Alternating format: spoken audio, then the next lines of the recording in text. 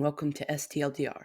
Our top story today is about the U.S. elections in November, covering the congressional midterms on November 3rd and the governor elections on November 8th. With 63 days to go at the time of this recording until the U.S. midterm elections, it has most of the country on edge. 34 of the 100 seats in the Senate are up for election this year. The main question is who will end up controlling the Senate come this November. Well, it is a known fact that the party of the incumbent president tends to lose ground during the midterm elections. Since World War II, the president's party has lost an average of 26 seats in the House and an average of 4 seats in the Senate. Now, current political forecasts say the most likely outcome will have the Democrats winning the Senate, but the Republicans winning the House. But let's talk about the governor's race. The unsure states are Florida and Kansas. Let's talk about Florida's race, with current governor Ron DeSantis, a Republican, and former governor Charlie Crist, a Democrat. Now, polls have DeSantis up by 10%, but this is subject to change, as recent controversial policies by DeSantis could mean that the state could flip blue. But the real toss-up state is Kansas, with both candidates having identical poll numbers, so this will most likely be the fiercest of the battleground states for the governor election. For now, let's talk about the Senate race. A surprising toss-up state this year is Arizona, with former astronaut Mark Kelly, a Democrat, and current Senator Blake Masters, a Republican, going head-to-head in this year's Senate race. Now, Arizona is usually Republican, but this state could, for the first time in years, have a Democrat senator. Though most states are sticking to party lines, like New York has the Democrats leading and Texas has the Republicans leading, these states could still flip as the days to the election wind down. Now, there's still a chance that the Democrats could take both houses, but at this time, that chance is about 24 out of 100, so not great odds. But still, this election will be an important one if the Democrats win both houses, or at least control a majority in each, or at least a tie.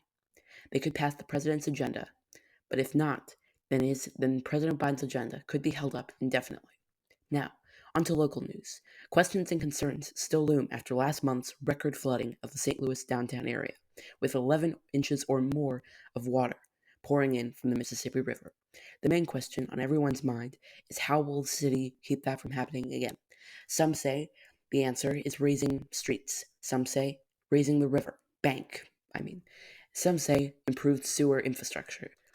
But the real question is which of these ideas will the city implement to reduce the rate of flooding? And according to research, climate change will cause these floods to happen more and more frequently.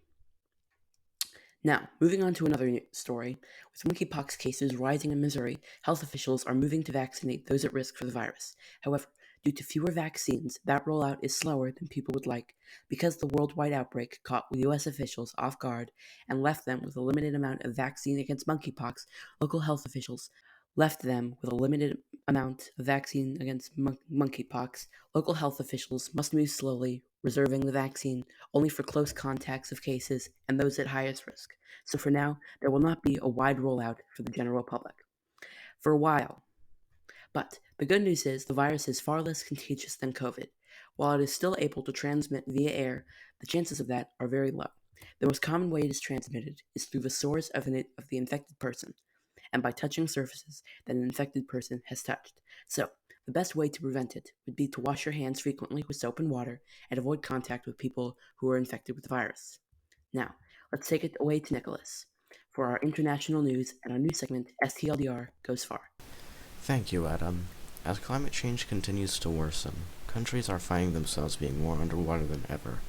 A slightly unexpected country that is finding themselves underwater is Pakistan. Pakistan is a country in the south of Asia, just west of India. Pakistan is being threatened by severe floods because of heavy rainfall, and is currently facing one of the worst floods of the country in history.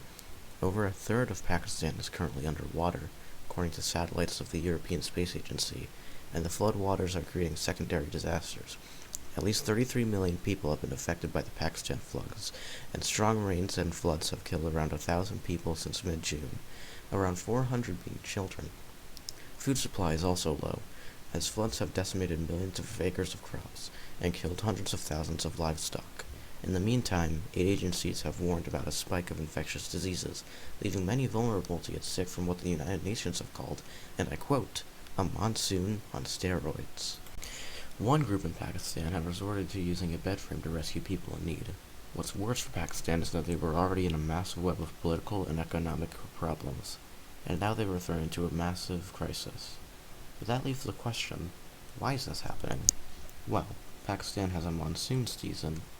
This has been the wettest since 1961, according to the Pakistan Meteorology Department. The monsoon rain, which was 10 times worse than usual, allowed the Indus River to flood, effectively making a very long lake tens of kilometers wide, according to images on the ESA on August 30th. Rainfall has been 500% worse in southern Sindh and Balochistan provinces, wiping out farmlands, houses, and livestock. Pakistan's Prime Minister, Shehbaz Sharif, said that the estimated damage cost is about $10 billion. 27 million people in Pakistan did not have access to food before the floods. Now who knows how high that number will shoot. Not to mention 800 health facilities in the country have been damaged. 180 of them have been damaged completely, leaving millions without proper health care and many at risk of disease, according to the World Health Organization.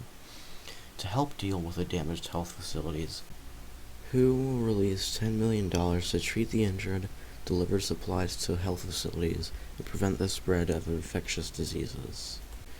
2 Chinese military planes carrying tents and other flood aid landed in Karachi on August 30th, according to the Consul General of China to Karachi.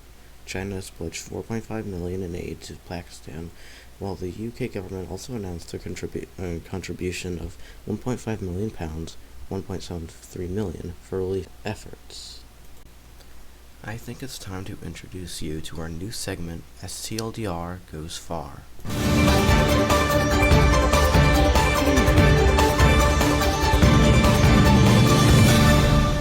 NASA's James Webb Telescope has recently captured a very clear photo of an Einstein ring. If you don't know, an Einstein ring is created when light from a galaxy or star passes by a massive object on the route to Earth.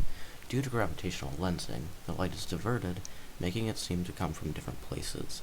If the source, lens, and observer are all in the perfect alignment, the light appears as a ring.